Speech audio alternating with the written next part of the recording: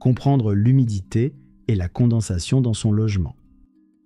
L'air autour de nous est un mélange principalement composé d'air sec et de vapeur d'eau en proportion variable.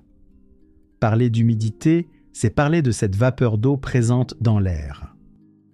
Il faut savoir que la capacité de l'air à contenir plus ou moins de cette vapeur est influencée par sa température. Ainsi, 1 kg d'air à 20 degrés peut contenir un peu plus de 14 grammes de vapeur d'eau.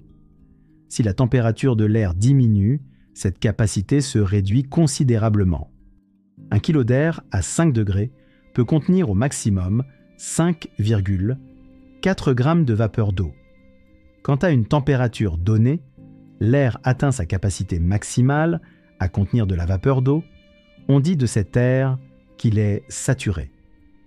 Cet état de saturation joue un rôle clé dans le phénomène de condensation. Imaginez un verre rempli, à ras-bord. Tentez d'ajouter encore de l'eau et il déborde. Pour l'air, c'est la même chose. Un air saturé est à la limite physique de ce qu'il peut contenir comme vapeur d'eau. Si on tente d'y ajouter de l'humidité, il déborde et la vapeur d'eau excédentaire se transforme en eau liquide.